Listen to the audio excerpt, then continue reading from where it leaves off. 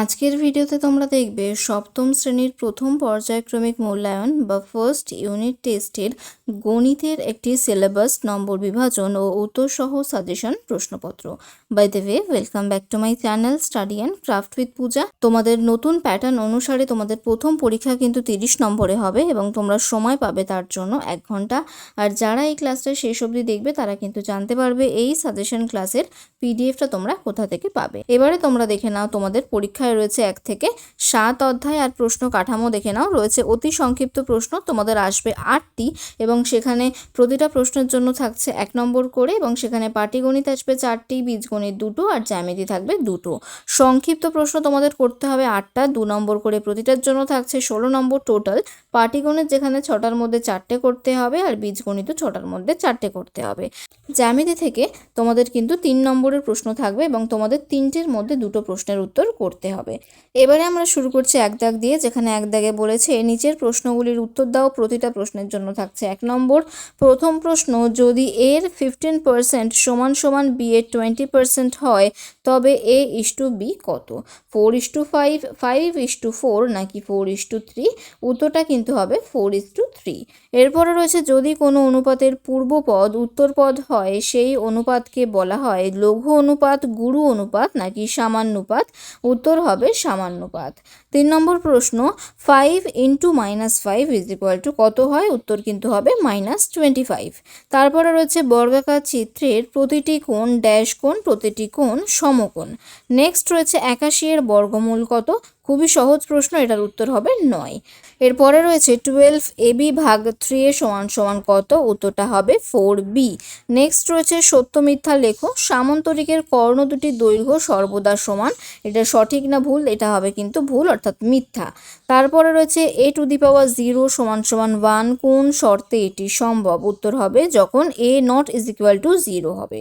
Next রয়েছে চতুর্ভুজের কর্ণের সংখ্যা কয়টি? এটা কিন্তু উত্তর হবে 2টি। অনেকেই ভুল করে কিন্তু এটাকে 4 লিখে দিয়ে চলে আসে পরীক্ষায়, তাই এটা খুব খেয়াল রাখবে, এটার উত্তর কিন্তু হবে 2। তারপরে রয়েছে আমার বয়স x বছর, দিশা আমার থেকে 2 বছরের বড়, তবে দিশার বয়স x+2 2x বছর নাকি x-2 বছর? উত্তর হবে x+2 বছর।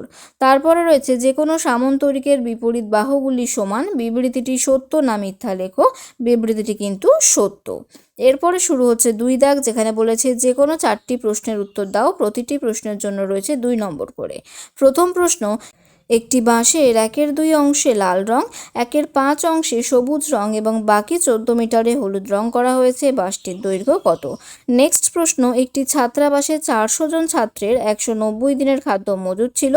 30 দিন পর আরও 100 জন ছাত্র ওই ছাত্রাবাসে ভর্তি হলে অবশিষ্ট খাদ্যে ছাত্রদের কতদিন চলবে? পরের প্রশ্ন, সুবিমান বাবু তার মাসিক আয়ের 73% খরচ করেন। তিনি যদি মাসে 36,500 টাকা খরচ করেন তবে তার মাসিক আয় কত? এই অঙ্কগুলো কিন্তু খুবই ইম্পর্টেন্ট, তোমাদের ডিজিট চেঞ্জ করে আসতে পারে কিন্তু এরকম ধরনের অঙ্ক কিন্তু পরীক্ষায় অবশ্যই আসবে।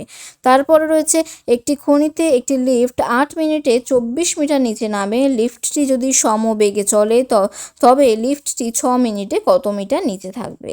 তারপরে রয়েছে 5 নম্বর, 360 টাকা রাম, শ্যাম ও মধুর মধ্যে 2:3:7 অনুপাতে ভাগ করলে কে কত টাকা পাবে? নেক্সট রয়েছে 12,100 টাকা শ্যাম, রাম, অতনু, ইন্দ্র 2:3:2:4 অনুপাতে ভাগ করে নিলে কে কত টাকা পাবে? হিসাব করো। তারপরে দেখো শুরু হচ্ছে 3 দাগ, যে কোনো 4টি প্রশ্নের উত্তর দাও। এখানেও কিন্তু 2 নম্বর করে থাকছে প্রতিটা প্রশ্নের জন্য।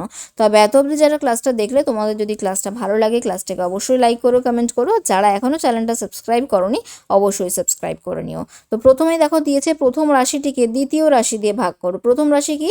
3p² plus 6p⁴ q² minus 9p⁴q⁴ r⁴ এটার থেকে আমার কি বলেছে? আর সেকেন্ড রাশি -3p²q⁴। নেক্সট রয়েছে আরেকটা প্রশ্ন, যেখানে বলেছে -8x² প্লাস 8x প্লাস 1 এর সঙ্গে কত যোগ করলে 14x² প্লাস 11x মাইনাস 3 পাওয়া যাবে? 3 নম্বর প্রশ্ন, 5 + 9x এবং 6 - 7x + 4x² এর যোগফল থেকে x² - 9x এবং এবং -2x² + 3x + 5 এর যোগফল বিয়োগ করো। পরের প্রশ্ন, আয়তক্ষেত্রের ক্ষেত্রফল 8x² বর্গ একক, দৈর্ঘ্য 4x একক হলে প্রস্থ কত হবে? নেক্সট, 9000 টাকা 3 বন্ধুর মধ্যে এমনভাবে ভাগ করে দাও যাতে প্রথম বন্ধু যা পায় দ্বিতীয় বন্ধু তার দ্বিগুণ পায় এবং তৃতীয় বন্ধু প্রথম 2 বন্ধুর প্রাপ্য মোট টাকার অর্ধেক পায়। কে কত টাকা পাবে? এটাও কিন্তু একটা ইম্পর্টেন্ট প্রশ্ন। তারপরে 6 দাগে বলেছে ABC into 1/A + AC plus 1/BC minus 1/AC, তাহলে এটার কিন্তু মান নির্ণয় করতে বলেছে। আর একটা রয়েছে সরল করো, যেখানে বলেছে দেখো A + B into A - B plus B + C into B - C plus C + A into C - A, এটাও কিন্তু সরল অঙ্ক। সরল অঙ্কও কিন্তু তোমাদের পরীক্ষায় ডেফিনেটলি আসবে। তোমাদের সাথে এই সাজেশনের ক্লাসের যে পিডিএফটা আমি শেয়ার করব তার পাসওয়ার্ড হবে 26 অর্থাৎ 26 পাসওয়ার্ড দিলে তোমরা কিন্তু পিডিএফটা ইজিলি ওপেন করতে পারবে। এরপরে শুরু হচ্ছে 4 দাগ, যে কোনো 2টি প্রশ্নের উত্তর দাও এবং এখানে রয়েছে প্রতিটা প্রশ্নের জন্য 3 নম্বর করে। তো প্রথম প্রশ্ন, স্কেল ও পেন্সিলের সাহায্যে ABC একটি যে কোনো ত্রিভুজ আঁকো এবং ত্রিভুজের 3টি বাহুকে পেন্সিল কম্পাসের সাহায্যে সমদ্বিখণ্ডিত করো। ভীষণ ইম্পর্টেন্ট একটা প্রশ্ন। তারপরে রয়েছে স্কেল ও পেন্সিল কম্পাসের সাহায্যে একটি 60 ডিগ্রি কোণ অঙ্কন করে ওই কোণটিকে সমদ্বিখণ্ডিত করো এবং উৎপন্ন কোণ দুটির নাম লেখো। তারপরের প্রশ্ন, স্কেল ও পেন্সিল কম্পাসের সাহায্যে 75 ডিগ্রি কোণ আঁকো। তাহলে এখানেই কিন্তু এই সাজেশন ক্লাসটা শেষ হচ্ছে। তোমরা কিন্তু এই সাজেশনের পিডিএফটা আমার টেলিগ্রাম চ্যানেলে পেয়ে যাবে। ডেসক্রিপশন বক্সে টেলিগ্রাম চ্যানেলের লিঙ্ক দেওয়া রয়েছে। ক্লাসের পর কিন্তু আমি সেখানে পিডিএফটা শেয়ার করে দেবো। তাহলে আজকের ক্লাসটা এখানেই শেষ করলাম। Thank you.